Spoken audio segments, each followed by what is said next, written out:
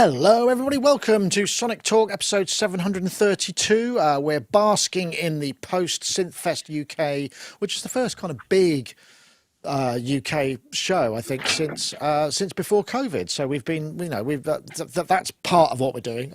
But actually, we're an electronic music or music technology podcast, I should say. It's not just electronic music, anything to do with music production, synthesizers, drum machines, software, distribution, artificial intelligence, streaming, all that kind of stuff. It's all there. And I want to say thank you very much and welcome to everybody. It's nice to see folks in the chat room. We've got Rob GS, Lady Aptitude, Wagoo, of course, and I want to say a big thank you to Wagoo for his diligent work at fending off the lonely ladies who seem to inhabit our chat room. I think they've figured out that there may be a lot of single men of a certain age that are looking for love, but maybe not. Maybe they've got it completely wrong. You might all be completely happy. So anyway, Wagoo's keeping them out of there. He's taking one for the team, and want to thank also Dom for his work behind the scenes, which is giving us all of this kind of great chat interconnectivity. So big news first. I'm going to start with something really big because I want to tell you about we're doing our EMOM night, which we've been mentioning, and it's actually live now. So if you're interested in going, actually I can press a go button, can't I? If I do that, then EMOM, that's the wrong thing, but there you go. There's the tickets. I'll have to go back to it now. I don't know why it did that, but hey, let me see, can I go back? Yeah, there we go, EMOM night. So if you want to check that out, we're going to be doing that on the 26th of November in the UK, in Bath. There will be a live stream as well. Jamie will know all about this because we have Mr. Jamie from Geosynth there. There he is, in his full depth of field focus glory. T-shirt yes. Matching the chair makes you look like you're wearing some kind of aquila. Blending in. I'm blending in, that's what it is. Yeah. I can't believe this is your first time. This is I'm very surprised. Yeah. I couldn't quite. And it's definitely an honour to be on as well. Yeah, definitely been looking forward to this when you asked me. Excellent. Well, I'm glad we could have you. We did see you briefly at Synthfest, but we'll get on to a bit of that before. I will introduce the rest of the guests, but I'm just going to throw, because I've been doing some really bad Patreon advertising at the beginning of the show, and I actually wrote it down and made a voiceover this time, so I'm going to play that because it feels like I should at least give it a go and see whether it was improved. So yes, please do take a listen. Why not consider supporting us on Patreon? As well as the warm feeling you get, there are plenty of benefits. Ad-free videos of most of our monetized content, Sonictalk pre-show, samples from some of our reviews in decent sampler form, which is a free format, as well as patch downloads for other synths and units, other exclusive videos. You could save 12% on a year up front, and if you're in before the end of the show, your name will appear in the end credits. Top tier supporters only. Thanks for listening. There we go. That felt like I actually, I wrote down what I wanted to say and I said it. But yes, please do consider supporting us on Patreon. It's a good fun, gang. Anyway, I won't go on. I've already just done that, haven't I? We've also got Mr. Yoad Nevo, who's there from Nevo Sound, his studio, where he is mixing at the helm of the massive mixing machine and production, as well as working for Waves. I don't know what you're working on. You probably can't tell us, but is it mixing or software based, Yoad?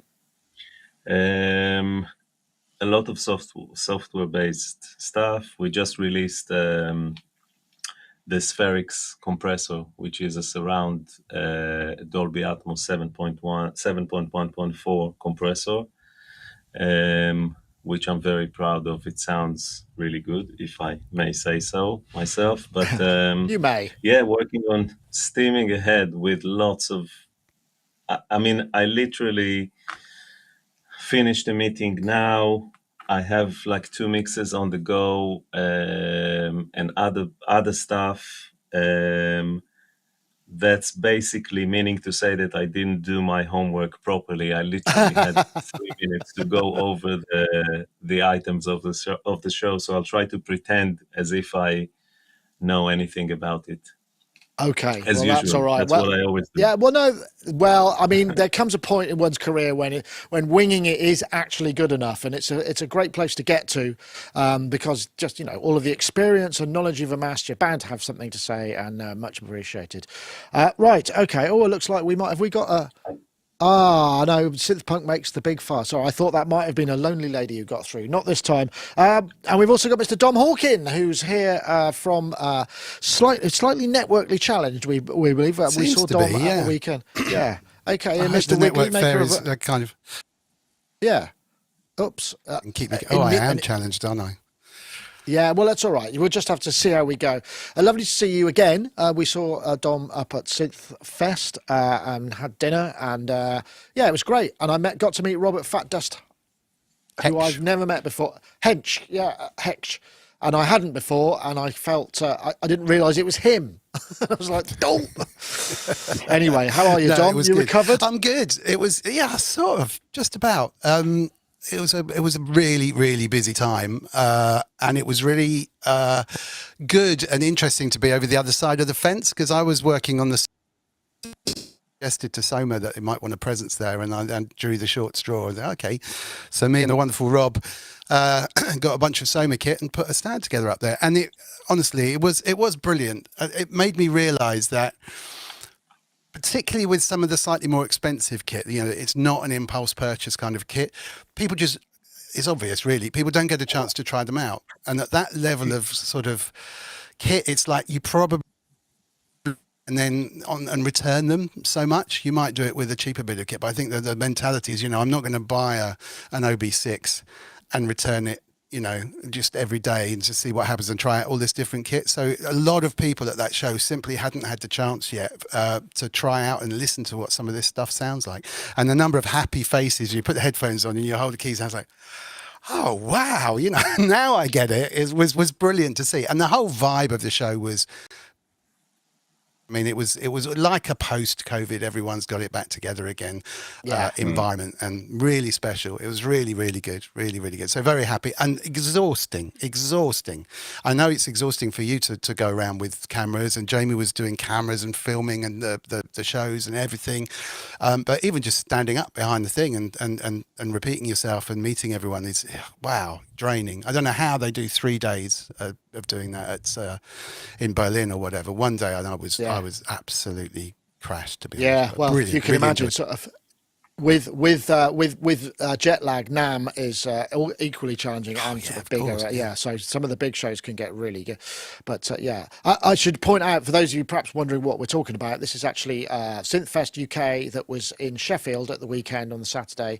Great news, it was all sold out and all the exhibitor space had gone. So there's lots of stuff. In fact, you want to check. We've got a ton of videos out there. In fact, we may have a question or two about that coming up when we get your questions. In fact, if you've got any questions for us, stick them in the comments, live comments.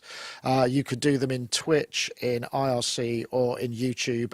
Just start it with a QQ and it will show up. We have got quite a lot, so hopefully we'll start to get through the backlog. We did a great show and we got through a bunch last week with Brie and Chris and the rest of the gang. And Gaz. So yeah, we did get some more. And Jamie, so you're for you the show was more sort of behind the scenes, because you were operating the seminar room and filming stuff, because it was Sound on Sound show, and you were doing some of the video stuff for them as well, right?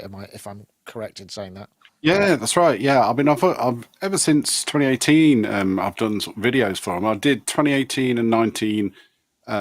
A bit like you, trying to run around, but it was half killing me. So they had me back, actually 17, 18 do that, and 19 I did seminars, and they had me back this year to do seminars again.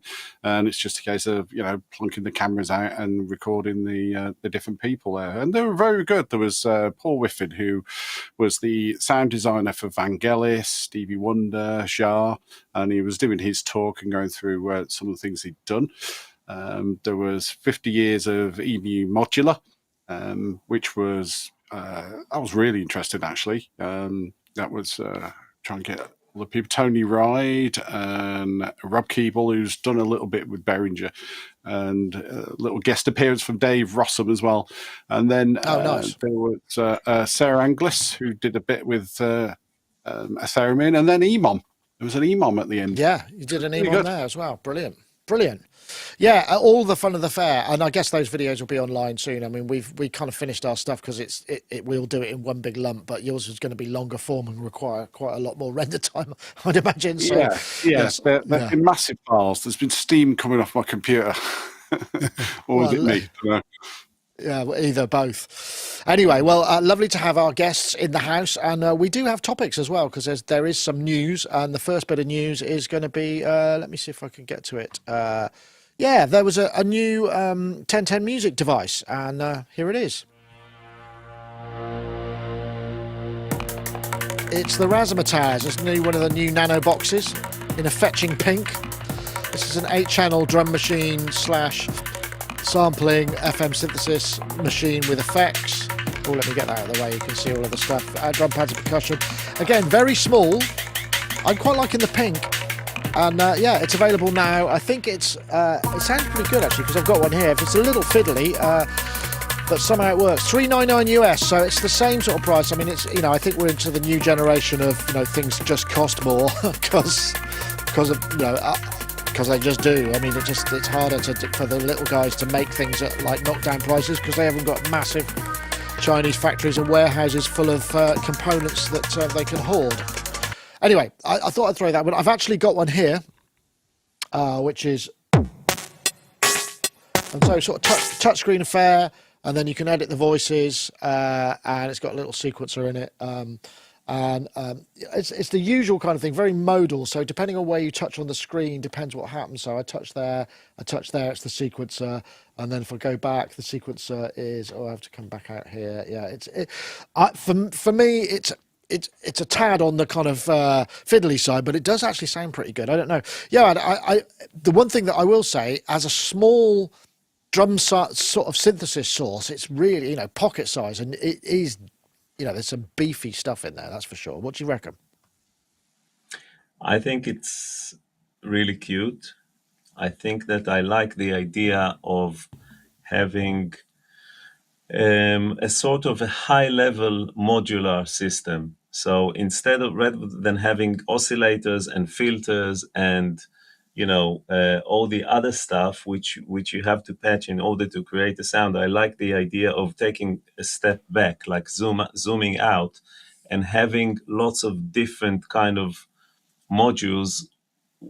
Each one is a synth, or each one is a drum machine, or each one is a whole kind of. So you don't have to dig deep, but you can kind of integrate them in different ways. And it reminds me of like a stomp pedal kind of board thing when you look at them all together.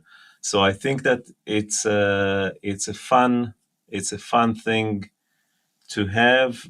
I would say for me it's probably a bit fiddly, and I'm the kind of guy who my first question would be, can you edit it on screen? Mm-hmm. And then it brings us to the question, like, if you can edit it on screen, then you might as well have a plugin. You know what I mean? That's where I'm coming from. Like, even with the Hydrosynth, the first thing I did was to download the editor, even though you can do everything on it. But I like the. At the same time, it looks cool. I'm not aware of their other processors and kind of boxes. So is it just synths and stuff, or are there any processors and things you can run? Yeah, there's the drum machine through and stuff. Yeah, there are. There's a compressor. There are 2 effect sends. Lots of filters. I think there are 2 filters per voice, which are multi-mode, and it's actually there's quite a lot in there, much as there is again with all the 1010 stuff. They pack a lot of things in, that's for sure.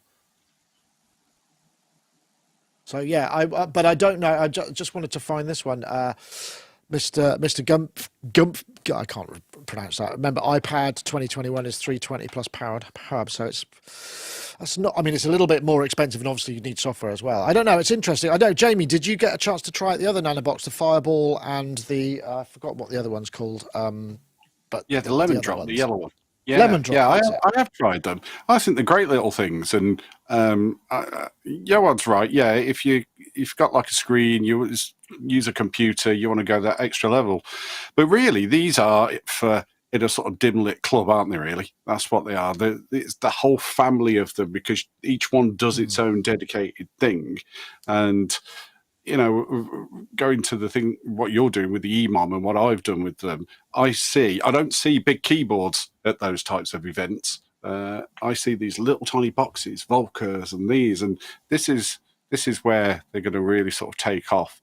$399, it's a lot of dosh, really, but like you say, I don't know what that works out. It's a little bit off these days, but it does a lot, doesn't it? Samples and. I mean, I've got synths that don't even do that, you know, the playback samples, but don't sample themselves. So, yeah, I think they're great little units. I think what they're missing is a bit like a drum pad that would connect to all of them, you know, or talk like a USB to host mode. Yeah. Yeah, I know what you're saying. All of these little ones together, or they could do it in their the bigger ones that they've done, but some kind of controller aspect to it all. That'd work well, I think. But yeah, I'd love to have a go. I don't know if my sausages would work on it. Yeah, well, they're quite responsive, actually, Dom, to the touchscreens. The only thing that I'm finding, I have to say, is it's yet another USB powered thing. And there's only so many USB power supplies I've got in my studio, and I can't plug the audio interface or anything else that's powered that's connected by audio into the same hub, because you just get these massive ground loops. So what we need is someone to come up with like the Roland MX1, which is a great concept where you just plug USB stuff in, it powers it, and it brings the audio signals in. I don't think these do audio USB, but to bring them all together into a little ecosphere that you could just power and bring the audio in, and then you don't have to worry about it. But sadly, that's I've got so many hubs running now. Surgeon DJing, you know, with live modular stuff, with the sampley one, just throwing in loops as an extra kind of loop player. I've not picked one up because I was stuck behind the stand. Are they solid? Are they a bit plasticky in the way that they feel? Which, sorry, you cut off a little bit. What the black box, the nano boxes, the blue? No, the nano, the yellow itself. How solid does it feel? It's a bit like a kind of mini KP. I mean, it's not, it's plastic, but it's not poorly made. I mean, it's just, it just feels, the problem I think is because it's so small, it gives the impression that it perhaps should be less expensive. It doesn't mean that. Well, I was going to say, I'm a big fan of Tenton. I got their original sampler box, that was a module, which you could configure as a sampler or an effects box or a mixer, I think, with a synth rather. So synth and effects and all that. And it was really forward thinking. And they've obviously code really to get all of this stuff working. But it just feels a little bit too expensive. It's too up near a TR8S and not close enough to kind of teenage engineering, one of those little boxes, or do you know what I mean? And I'm not, it sort of should be in the middle, and it's too far up towards the higher end, because I'm really tempted, but that's too much money for me, I think, to buy something. I mean, you could small. It's right not with right, an iPad, couldn't you? Really, exactly. It's an iPad, and lots of decent, as we know, there's lots of decent software for that. Maybe it doesn't look as sexy using an iPad, but I've seen quite a few people using them, and the results are amazing. Well, I think you could use it augmented with something, maybe an MPC or a Digitact or Digitone, and use one of these little things with it. Yeah. I'm just going to reboot my router, and I'll jump straight back in just in case that's going to help. Right? I think the other thing that I would say is, because when we did the Lemon Drop and the Fireball, I was like, gosh, Aaron, who's the main guy, these are quite expensive. What's the justification? Because I'm going to have to kind of address that in the review. And he said, well, actually, the thing is we use we even though it's only 1/8 inch, we're using really top end A to Ds and D to As. And you do hear that there is a difference. It's not crummy. It's not a crummy audio quality, that's for sure. It's just some things. It just feels like it. Even if they made the box bigger, it would sort of somehow make it feel like it. It's bizarre, isn't it? It's like a perception issue, I think, more than anything else. But let's. I think what I'll do now is I'll just say I have a word from our friends over at. It's iZotope's turn to go first this week, I think. iZotope Producers Club is a one-of-a-kind membership for producers ready to take their tracks to the next level. Once you join, you'll gain access to powerhouse iZotope plugins and a curated selection of tools from our partners, such as Melodyne from Celemony. Plus, as long as you're a member, you'll get every future update to the iZotope plugins in your membership for no extra cost. We'll also regularly serve you new curated content like exclusive inspiration-sparking sample packs and preset packs, and industry-leading training ranging from our own tutorials to vocal production lessons from the world-renowned Berklee Online, taught by Grammy-winning producer and engineer Prince Charles Alexander. With new content being added every month full of valuable production techniques, tips and tricks, and solutions to common production problems, becoming a member is an investment in your career that grows as you and your career do. For more information on iZotope Producers Club, head to iZotope.com.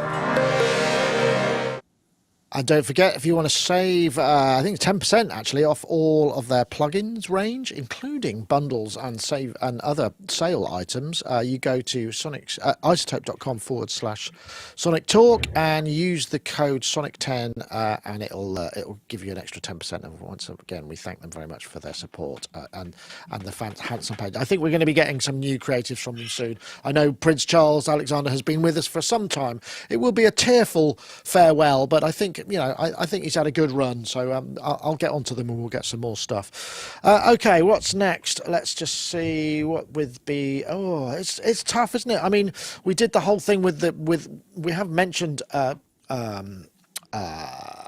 Synthfest, but I think it's definitely something that is going to, fire the imagination. I suppose there is a bit of an elephant in the room, which we should probably mention, which is this fella. Bitwig is proud to introduce Spectral Suite, 4 advanced audio effects for exploring your sounds in new ways. With Spectral Suite, you can now mix and process.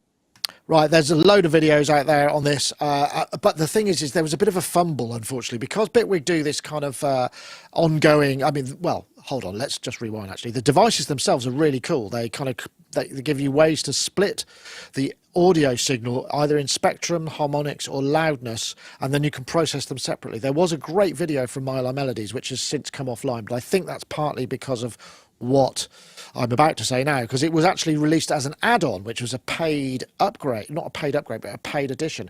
And this kind of got a lot of people quite narky, because obviously, Bitwig used the subscription model where you pay a yearly fee and you get all the upgrades for free. And then everyone was like, well, hold on a minute, this doesn't seem right. And to be fair, I should also say, it did take a few days, but Bitwig have now completely kind of reversed their position on this. They realised that they didn't handle it well, and they've been totally upfront and said, okay, yeah, we were wrong about that. Sorry. It'll all be now part of Bitwig version 4.4, and if you paid, you can either get a refund or you can extend your payment plan. But it had really put a lot of people's nose out of joint, and there was a bit of a hoo-ha about it. It's not the sort of thing you could do, Razor, but I would like to commend them on their fast return anyway, an about face. Yoad, I mean, the actual technology behind these plugins, I mean, I know it's probably not anything specifically new, but the presentation and the way that it's done, then you may not have had a chance to check this out. I know you said you were busy, but have you got an idea of what we're talking about? Yes, I have. I've not had enough time to listen to it, to be honest. But I think that the concept is really cool, because once you have a possibility to chain processors. So Bitwig have a lot of great processors which they can combine together to create different chainers, different splitters by frequency, by loudness, and by bringing all these, again, low-level elements and bringing them to the user, so you will have a kind of high-level experience of what's going on underneath. I think that's a really cool way of doing it. And I think that the way they responded to their users is really remarkable, because it's hard. Once you go in a certain path, it's really hard to revert, and it's really nice that they did it. Yeah, because the users, the being a Bitwig user is like I don't think it's like any other DAW kind of platform user, because you're like you really get into it and you're really passionate about it, and I think that Bitwig are agile enough to take and that's a great example, not only about new features but also about things that can be improved or changed, or so it's a dynamic kind of community, and I think it's really cool in that yeah, sense. yeah. I would like to point out that I've met the people at Bitwig. It's not like there's a big kind of office full of suits. I mean, they're nice people, and I think they realised that they just got it wrong, and they went, "Okay, we'll fix this." I mean, I know people are saying under pressure, yes, but I think that's the point of the community. The community are involved, and they did it, and I think that's fine. So, but Jamie, yeah, it was a bit painful to watch, wasn't it? People got quite uppity about it, and it's understandably so. But I'm so glad they did this. But have you seen? Did you get to see the Milo Melodies video before it came down? But I'm sure it'll didn't go know, back up. But it was unfortunately. really good. No, I mean, I know there's so much that goes on in the Bitwig sort of land. I mean, I'm still entrenched in my logic, and that's all I stick with. So it's a bit like when you go to a restaurant and you order something and somebody else has got something and you want to try theirs instead of yours. And I've tried that a few times when I've been over to the store where I get everything over in Preston, and he uses Bitwig, and he showed, "Oh, you've seen this," and I'm sitting there thinking, "God, with Logic just can't do it. It's like an old sequencer on the ST compared." So, I mean, I think it's great that they have sort of turned around. They've obviously put a lot of development and cost into these editions, and Yeah. And there's the choice. They either charge upfront or they do subscription. You can't really do the two, can you? So making people No, I pay think extra. that's right. Many do pay for, you buy version 7 or that year, version 8 that year, and then they'll bring something else and you've got to wait until you upgrade. It should all be sort of included, really, but it is the way of things. But no, hats off for them to turn around, even though it was, under pressure. At least they've done it. Some wouldn't. Absolutely. Dom, I think Dominic Hawkin, come in, please. Yeah, I'm still Line glitching. 2. Still Are you- glitching. So if there's anyone from BT, we shall see. But whilst I have, it's a comms thing, really. I always sit on the business side and look at what they've done. I don't think everyone in Bitwig is looking to retire that soon on their subscription costs. They might be looking to build the company to sell, but they're not going to retire on subscriptions. So someone sat down and said, "We're not making enough money." And we've spent a hell of a lot on these to be fabulous plugins. I mean, the concept of frequency-based process, be it like a fab filter multiband compressor or whatever, is great. The idea that you can play around with just the bottom end or the middle or whatever. Great. And they've obviously spent a lot of time doing that. So the question is, do you charge for them? Not a good idea, as we've just seen, but communicating it better would have been a little bigger help. Do you put up the price of the subscription for everyone to cover the extra work you're putting in? Well, that's what's going to happen. At some stage, they're going to have to raise it to cover it. They won't do it now because everyone will say, "Oh, or do you put in a 2-tier subscription in the way to communicate something like this? In the way that the Roland Cloud has, I think there's 3 on that, the basic and a Pro and an Ultimate along those lines. And I think it would be valid for them to say, "Look, these plugins, we've literally, just spent £500,000 developing, or whatever the number is, 10,000, 100, or whatever. I don't know. But it's clearly enough for them to go, crikey, we can't sustain this development by charging more for it." And that's been fed back and got a bit confused. And they go, "Well, we should charge for that then." In order to keep this level of plugin development better. Yeah, absolutely. Yeah, sorry, Dom, you are breaking up, but I think we'll stick with it though, because we get the gist of most of what you're saying, and it's coming through. So I do apologise if it's Professor Stanley Unwin in the house. That will be. Yeah, look it up. You'll find a video there somewhere. But yeah, I mean, fair play to them, and as as Yoad was saying, they're quite an evangelical bunch. And Jamie, you were saying, because Logic always used to be the compositional, the experimental thing where you would be wiring things behind the scenes, and through necessity and popularity, it's had to become a lot more like, well, Pro Tools, basically, you know, to be able to handle playlisting, big multi-track editing sessions and choosing flips, and, you know, whereas Bitwig now occupies the ground, which is sort of more about the compositional side and the performative side, I think. You know, I mean, there are other doors as well, but anyway. Logic feels like it's been left behind a little bit, and it's tried to take some ideas from, you know, maybe the Ableton world, and but when you see the things that are happening in Max MSP, it's just amazing what you can do. You know, the level of detail and control that you can get. And I mean, I struggle just to get MIDI working in Logic half the time, you know, with the synth. So, yeah, I mean, I definitely would love to have a bit of a tryout with that. Maybe the subscription element is probably where I'll go to. I did try it with Presonus, actually, with Studio One, but there was so much to install. My machine just said, no, I'm not playing. So, I don't know. I've not really got a problem with subscription now. I have with Roll and Cloud ever since the beginning. And at first it seemed a bit, you know, a bit sort of tight. Well, now there's more stuff, isn't there? Yeah. Brilliant now. It's brilliant now. So, yeah, I might check that out, actually. Yeah. Okay, well, I'm glad we got through to that one. Let's see what the time is. We've probably got enough time for another one. Let me see what we'll do. We've got that one, we've got that one, we've got that one. I'm just trying to find a kind of...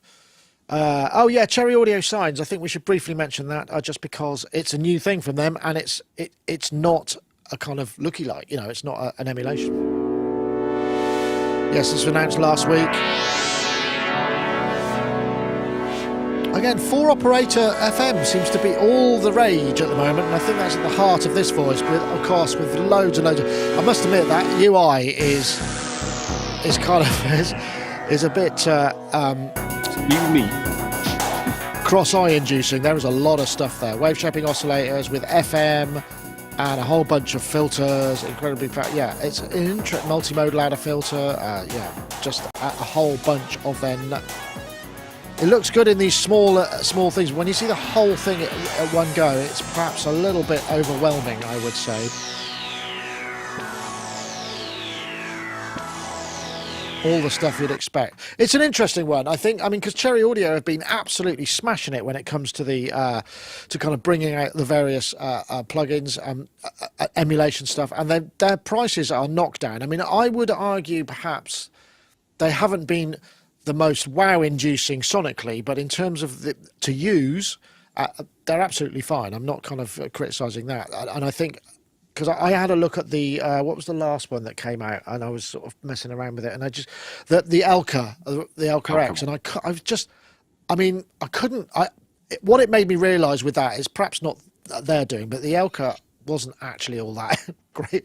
Anyway, it was big and beautiful and looked like everybody wanted it, but it didn't really kind of make me go wow. And I felt the same with the plugins, so maybe that's not the thing. Yeah, and I'll come to you first, because I know, you know, I mean, you must keep your eye on these things because in the plugin business, and you produce your own instruments and whatnot. Have you had a chance to check this out? I didn't. I'm sorry. I was, like I said, right. I was too busy. However, I will say that, you know, when we did the Waves Flow Motion, which is funnily enough a 4-operator FM synth, we started with that approach of like you see everything on the screen, and I love that approach, but the general kind of, you know, understanding was that it's better to simplify it. I think that this approach, this type of interface is great for FM because it visualizes you know, what's going on in FM. And this is something we did How It Works episode great on. video. Definitely check it out. And I think that I really like that approach for FM because for me, it makes sense. I can see everything and I like it. So, but that's, you know, I think that people will connect to that concept of working FM and will also learn more about FM, because it kind of demystifies it. You just see everything and you understand what's controlling what, and the kind of relationship between the modulators and the carriers and all that. Yeah. And yeah, I think it's cool.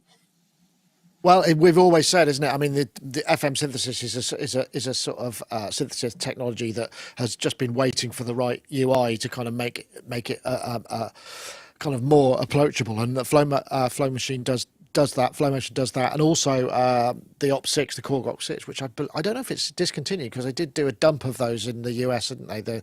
And they've just done another one of those. I don't know. $39 basically. I mean, it's hard to argue with that, whatever the sound, because it's got a lot going on, right? Yeah. I bought it. I think it's really like you at first. I looked at it at first. I thought my eye is going funny. It was like they crammed so much, but there was this marketing element of putting the sine wave in there. But a lot of synths, really, you know, they're just your basic shapes. You turn them up, detune them, and then bang, you're onto the filter. But there's so much you can change just in the oscillator sections, and it's really all about sine waves and how you can manipulate them with wave folding, wave shaping, and you're creating all these extra harmonics. And each of these little stages can be modulated by LFOs, envelopes, that sort of stuff. So you get all this range of tone before you even hit a filter. You don't need to use the filters. And you know, it can sound like just a normal VA. You can do bits of FM. So it goes beyond FM, I think. I've only just sort of delved probably for half an hour, knocked up a couple of sounds, but I'm thinking, yeah, it's all right. It's not bad. But I've got quite a lot of Cherry Audio stuff, and how they do it for the price they do, I've no idea. Must be just one guy with a laptop in a porta cabin or something. That's his costs. But yeah, no, it's cool. Well, I enjoyed this. I get the feeling they might be squeezing all of the essence out of one poor coder who is obviously quite brilliant. But yeah, I mean, that's just the way you have to do it. I don't know, Dom, you might know, developing plugins yourself as well. I mean, some of their stuff sounds pretty good. Oh, you're I think it's got the same engine in. I know you're not. Well, no, I'm not. Am I? Oh, for goodness' No, you're not. sake. It's just your. No, I'm not. It's your. You know, you're not. It's the glitch. delay. Speak now. What a pain. What a pain. So sorry for everyone watching who wanted to hear my brilliant opinion on all this stuff. I do. You do. Yeah, it's okay. I mean, I really like the price points of those things, and it's clearly kind of the same engine, I guess, that they're putting this stuff into. I don't think I much prefer them making their own synths like this one rather than replicating others. There's so many other replications, all those good. I don't think they particularly sound exactly the same as them, and I don't really care about that. I'd like to have something that sounds a bit different, to be honest. But yeah, the price point is kind of setting off a few flares in the industry, I guess, and the rate at which they're producing stuff has been pretty insane recently. So I'm a big fan. They were on a live stream in the last couple of weeks. It was quite interesting to hear and how they were spending a lot of time making their software sound like the originals. They're making the emulations sound, and I think it's probably better now to spend that time making new synths like this with better UIs and actually coming up with new sounds, because it's a very saturated market. But it's a bit like the Behringer stuff, I guess. You know, it's opening up this stuff to a whole realm of people who wouldn't necessarily have access to it when the plugins are $100, $150, £150. So I think it's brilliant. Yeah, well, I think Arturia did it, didn't they, with Pigments, which actually is a great and interesting kind of synthesizer. And it was am I right, Jamie? Was it their first original synth? Their first original ones, yeah. Was. Yeah, so there's that's definitely. Was it Pigments that wasn't so? Was it Pigments that wasn't so good when it came out, and then the Pigments 2 kind of suddenly turned into something pretty maybe. Yeah, maybe you're right. It was okay when it came out, but the Pigments 2 really kind of suddenly came together and became a really, really, really good unit, I think, from what I remember. Yeah, and that was very right. visual, as you say, as well. Really good. Do you do software patches as well, or do you mainly concentrate on hardware synth patches? Well, it's mainly hardware, though I have done for Yuhei I've done Diva and the Repro 5. Repro 5 is great, especially. I mean, I'd done a bank of patches for the Prophet 10, and right after I did Repro 5, and some of them, they were just spot on in terms of the tone. And it was just really a little bit of drifting in the pitch that you could hear the difference. So they're really accurate. But yeah, Cherry, they've got their own sound. Put it that way. But I think that, it's a cracking thing. The thing is though, with it being $39 or whatever it is, I wouldn't make patches for it. For the simple reason I'd have to charge a similar amount for the actual synth, because it could take you, a month to make about 100 patches. And if this is, it's my day job, so, people are going to moan at me straight away. So I tend to work, on hardware synths. That's my thing. That's what I enjoy, because it's the as we all know, the physical aspect. I mean, I'm just sitting here in front of this beauty right now. So nice. it's I'd much rather play with this, though. It's a bit weird when you, for the videos I did for the Repro 5, I actually used the Prophet 10 as the controller. so it infuriated a few people. I don't know why. Interesting. Yeah, I was going to ask about that whole kind of hardware versus software thing, in terms of creating sounds, the physical relationship that you have with it, and also you get the control law and all of those things. I mean, there are some controllers that allow you to tinker with the control law. We've spoken about, which helps. I was not, the OBX8 was there with Chris Calcott. I was trying to get a video with him because the one I'd reviewed went there, and I said, "Is that the one? Has it still got?" And it still had my patches that I'd named in there as well. So if you played one there, maybe if you made it all the way up to group 14, you may have heard, or 15, I think it was, you may have heard some of my patches. I'm hoping that they pleased you or whatever. But yeah, it was a big queue for that one, definitely. Definitely. Okay, right. Well, I think we might get into some questions now, because we're getting onto that time. It feels like it's about right. So I'm going to go for a quick Synthfest one, and this one is I posted it via for Nick Howes, because it came through before we'd switched it all on. So from Nick Howes, for those who attended, what was the standout product of Synthfest? And there's another question on it. And as a follow-up, is it time people stop building yet another replica of certain instruments, e.g. Moog 303, 808, 909, etc.? So that's something for everybody, because obviously Yoad wasn't there. So I'll go to you. I mean, I'm not sure how much time you got to spend doing that. It's a bit of a tricky question, because you were working. So what was your standout? Well, I got there Friday night, so there was a few bits that I could sort of try out. Standout things for me, there was who was it? They did this little foot controller, but it had a big screen on there, and that's the one. Yeah, I think I've got the card somewhere. I like the idea of that. Yeah, not so much synthesizers and that, because there's not been a huge amount of new synths come out anyway, as we all know. But the control aspect, that's what I thought was stood out, and also, of course, the that mixer that the Godfather lot did. The Godfather, that. Yes, I mean, I remember Enjoy Labs. They did their first video, and that was hilarious. But the whole concept of having a mixer as a performance tool, there hasn't been many. There was Roland with the MX1 that did a little bit of it, all in the digital realm, but then there's this that's got the 4 channels with the effects and compression and all that. And I can see that someone standing and performing with that. That was good. Yeah.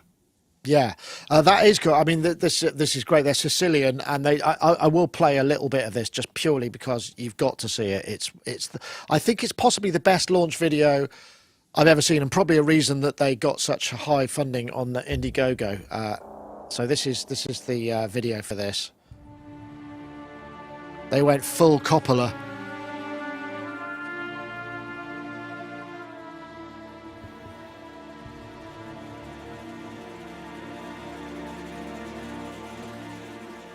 I don't think we get to see Not it for really ages, synth actually. But yeah, related, is it? it's not very synth related, but it's a great. They're really playing on the whole Godfather thing, and it gets better and better. And it's beautifully put. It's an absolutely beautiful piece of video. We did shoot something with them. Gaz did the interview, but yeah, it looks very interesting. I was trying to figure out. It's like it's a 4-channel mixer. It's about €1,000, so per channel it's pretty expensive. But each of those channels, they've got saturation, sidechain. There's delay, reverb, compression, and CV control. And it's actually quite comprehensive. It's more of a multi-effects slash. I mean, I was hoping that the 4 channels were stereo, but I don't think that they are, which is, I may be wrong there, but that's pretty cool. Dom, I don't know, you probably didn't get all that much time. There were 2 of you on the booth, so you must have had a break. I saw you step away a couple of times. Yeah. What did you see? I did. Well, I liked that you just shown. There's a missing point in mixers. I'm still trying to find a mixer that works with my modular and maybe an Octatrack or a Deluge to do some EMOM style live stuff with the right aux sends. There's definitely, I won't go into exactly what I need, but there's a soft spot there, and this is almost it. If it had a couple more channels. The one, it looks really good. I came across a company called Wonky Stuff, who make modular hardware, but it's not Euro rack size. It's like smaller and really AE? cheap. £20, £15 for a module.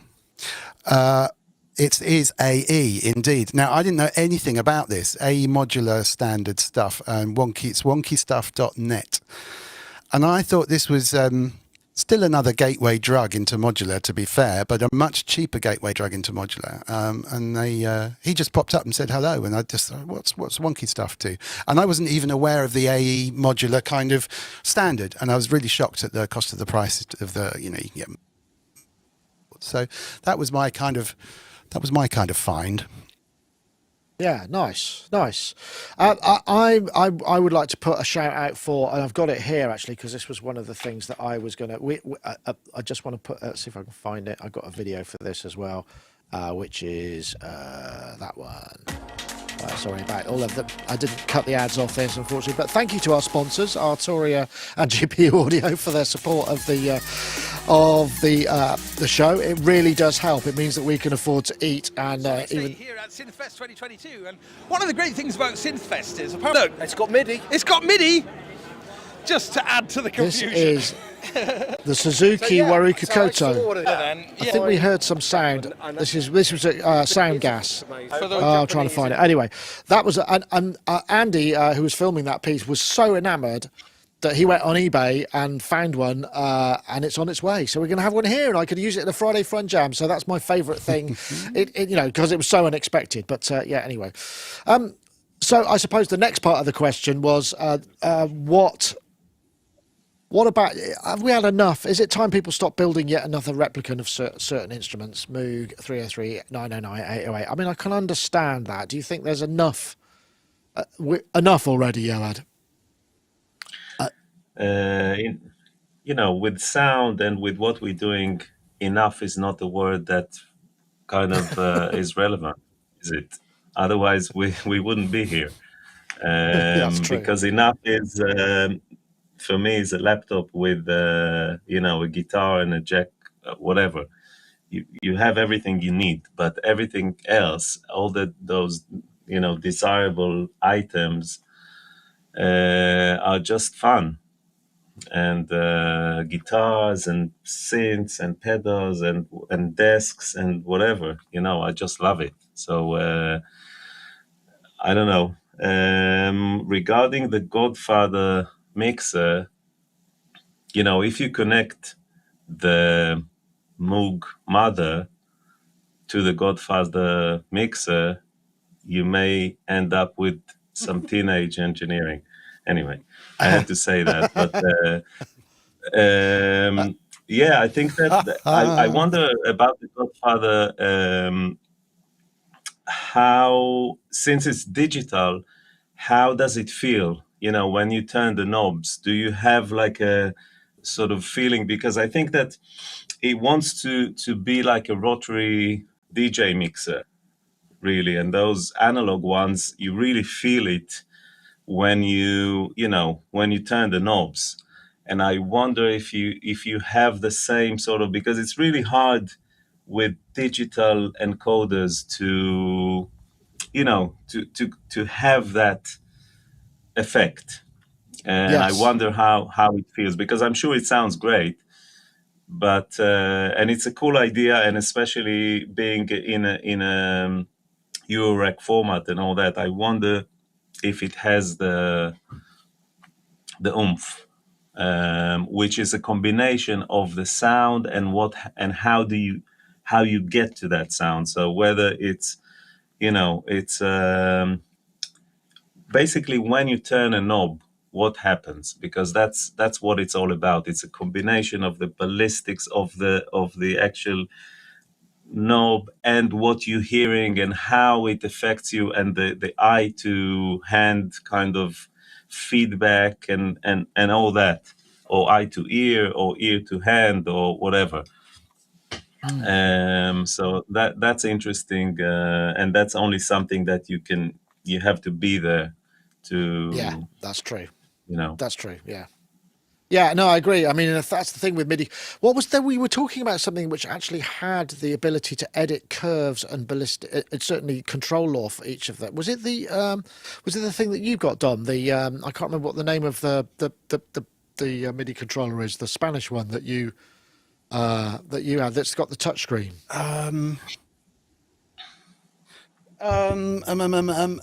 You mean the one with the four? The Electra one? Are you talking about that as a controller? Electra one, that's right. Yeah, I'm sure I was reading. Oh, there was something. Oh, you're talking about the Vector. Ah, okay. The Vector. Maybe I am. I can't remember Maybe. now, but I think there's a way to do it. Yeah. Vector. Sorry, is Dom. the You're things on you're it. about 20 seconds behind. Sorry. Excellent. We got that. Thank you. Okay. All right. Let's do another question then while we're at it. So this one is from fancypants, IRC. How do you choose the right effects for a synth? Do you treat the patch as an instrument like bass? Are you finding the right effects for synth sounds? Is still a mystery to you. How do you do it? Any tips? I'm going to come to you first, Jamie, because you are, of course, a patch creator for a living. How do you choose it? I mean, you would go for internal effects mostly, because obviously if you're creating a full patch, you want control of the whole ecosystem. Yeah, internal effects, because they're got to be recreated exactly by the person who's sitting in front of their machine. But I mean, I have no issue with effects, whether it's on an old analog or whatever. It's part of the sound. I treat them like you would treat a filter or whatever. So, I mean, there's no clear sort of rules to it apart from you're just dialing in, the tone of your effects. Less is more, pretty much. I tend to use delays rather than reverbs because it keeps the sound up front.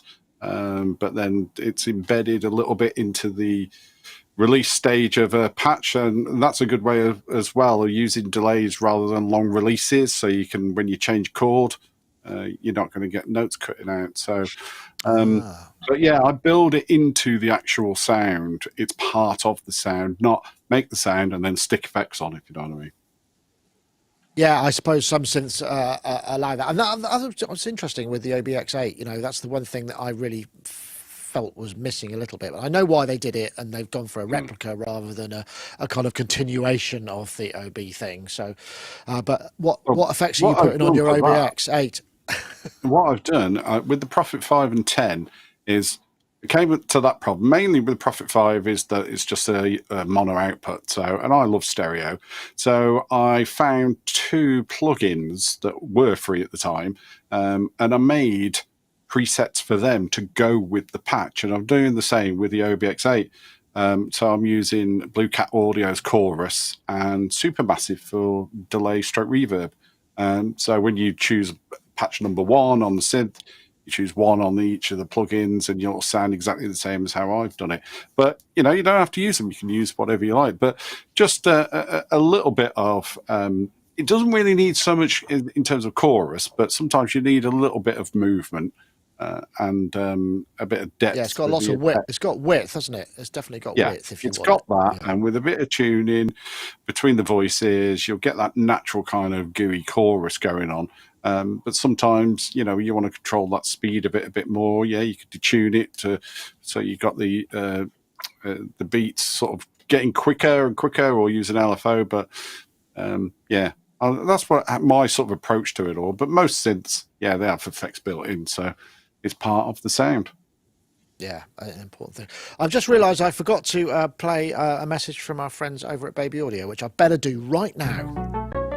Babyaudio makes creative effects plugins designed to add colour and depth to your mixes. They won Plugin of the Year 2021, Future Music and Computer Music Magazine, and nominated for the SOS Awards 2 years in a row. Why not try out Smooth Operator, a resonance suppression, equalisation and compression plugin hybrid that automatically eliminates resonances and muddiness. It allows you to shape your track's tonal response, while the plugin automatically eliminates resonances in the background. Get 15% off even when checking out with the code ST15 at babyaudio.com. That's right, save 15% with the code ST15. Thanks very much for their support. Right, I'll come to you, Yoad. I mean, in a mixing situation, I guess the thing is, if you're making packages for Nexus or whatever, would you approach the adding of effects in a different way to if you were doing it in a mix? I think that's a very interesting topic, because with my Nexus libraries, I see that a lot of people making like a patch walkthrough videos, on YouTube, and there are some patches where I spend hours like kind of evolving textures and sounds, and the effects are swirling and stuff, and someone goes next one, and so it's very kind of just open to interpretation. It's like the mood you're in and what, you know what I mean? It's like so I try to get a vibe and to get something going, and I accept the fact that people may well use it for something completely different than what I intended it to be, which is great. That's what it's all about.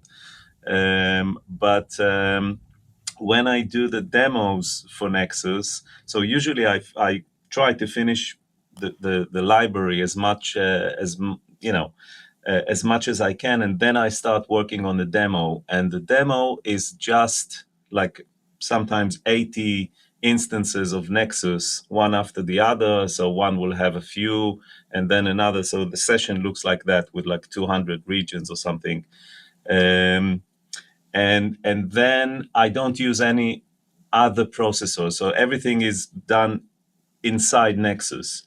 So I have to get the reverb kind of right to work in the mix with other instances of Nexus. So a lot of times I just go back, tweak the effect, tweak the reverb.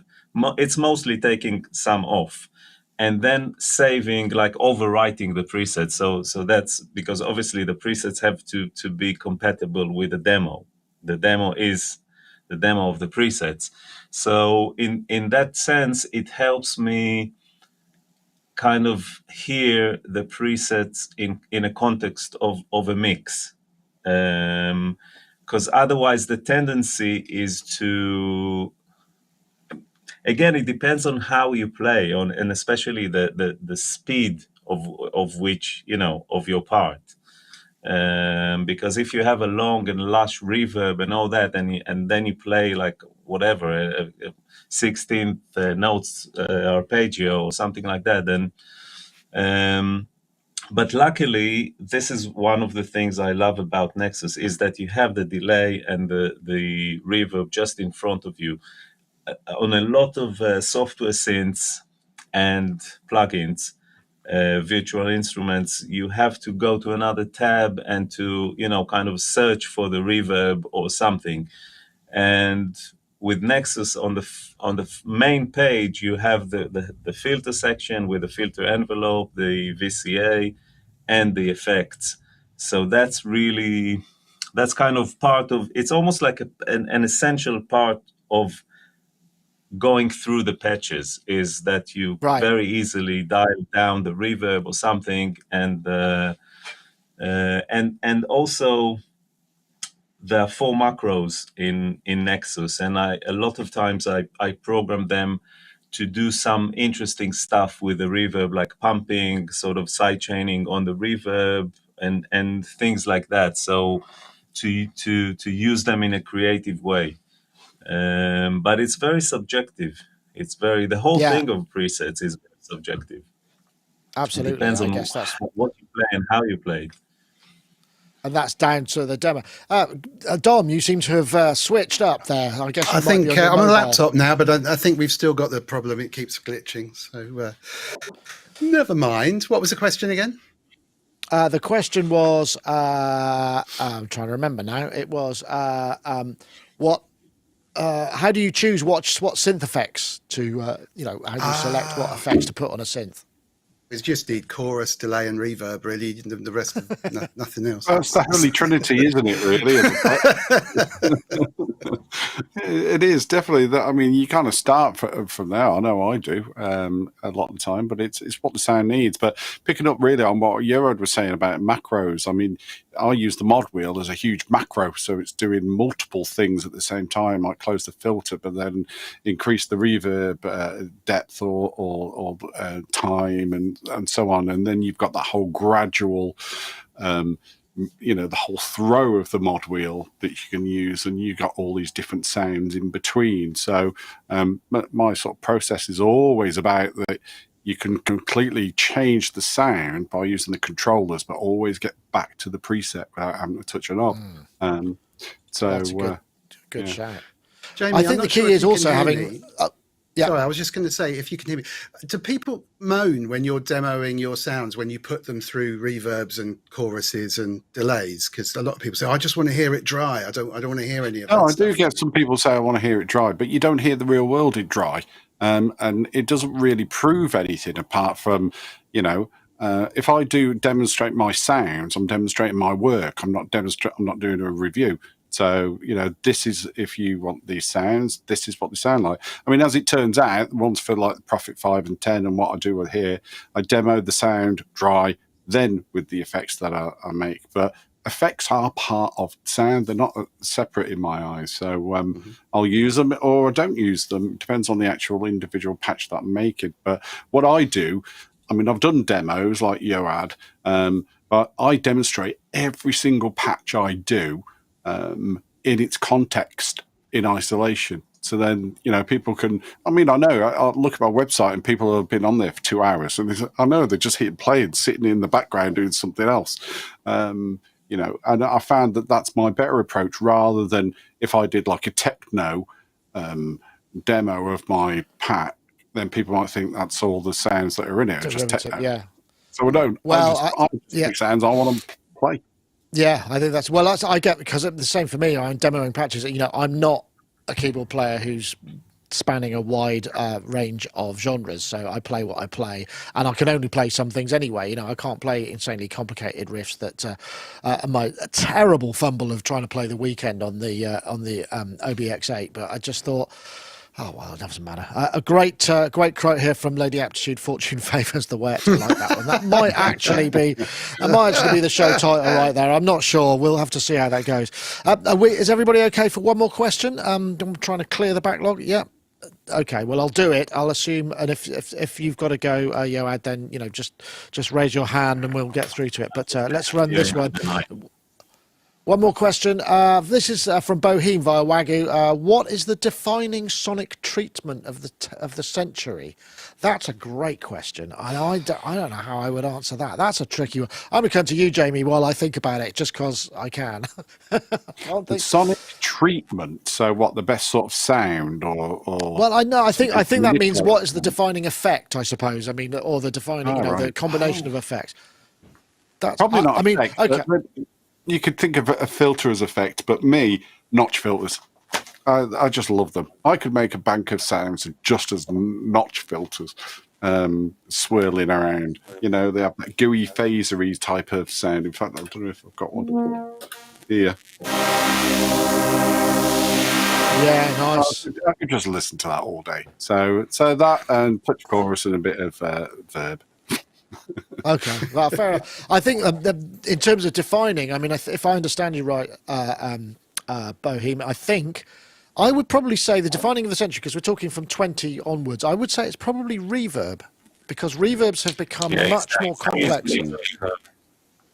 Yoad, I think you're going. You might need to replug your USB connector. You've gone a bit Dalek there. So, but yeah, I'd say reverb because we've got algorithmic reverbs. We've got all sorts of. There's been a lot of, and the shimmers and the modulated reverbs. There's been a lot of that this century. So, I wonder if that's on records though. It doesn't necessarily. It's more perhaps the. I'm not. That's a good question. What do you think, Dom? What's your? I was going to say that the shimmers and the granular synthesis, which isn't, it's not really defining, but that's something that's really inspired, I think. I thought it was sonic treatment in the studio, and I was actually going to say DSP rather than sticking hands up in your studio is the defining thing. You know, tuning your speakers to your sitting position, where DSP and I think. And also, it's not really a treatment, but simplicity is the 20. It's the 2020s. Simply just removing, like we're always saying, you know, knock it down to as few sounds and as good sounds as possible, and then it all sounds great. I think simplicity is your best treatment. So okay. So in that, it actually the answer could be crappy phone speakers is the defining sonic treatment, because that's why all of our bombastic sounds that we were getting through when we were listening to on larger systems has now been reduced to it's the Rick Rubin, isn't it? No more than 4 or 5 things in a mix at any time happening at the same time, because the listening most of the listening destinations won't be able to handle that complexity. Does that ring true with you, Yoad? Yeah, I don't always practice that, but because I like kind of sort of, depending on the production and the song and everything, but I like this kind of wall of sound with lots of different elements that kind of are woven together. You know, I kind of like that. It kind of massages my ears. So I like that too.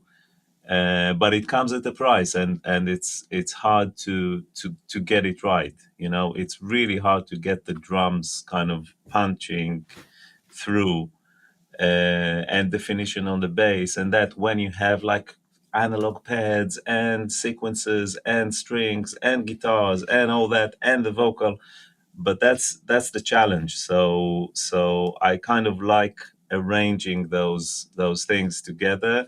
At the same time, I also like sparse and kind of in-your-face mixes, but like with the effects on presets, you know, it all depends on what you're trying to do and what's the style of music, because some, especially synth music, but also rock, you know, it's all based on that kind of impact that you get. And pop is quite sparse, sometimes not.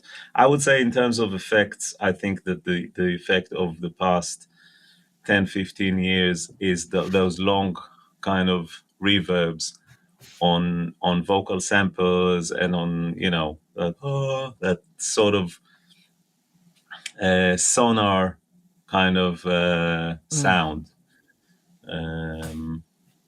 Interesting.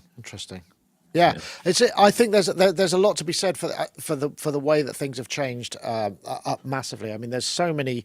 I think in terms of pop music, like we said, I think the minimalism was a good shout, Don, because it's become designed in the way that, you know, music became designed for the 1950s radio, and then we got the FM sound. It's almost the delivery mechanism that defines the substance of the music. You know, it makes it, you know, in the same way that back in the day when it was a wax cylinder and a horn, you would use violins and clarinets and oboes, things that had a very narrow frequency range, because you could hear them properly. You know, you could hear that would come across. You can't hear a double bass on a wax cylinder. I mean, it's just not happening, you know. So the delivery method seems to be the thing that actually would be the defining factor. But a very good question. Thank you very much.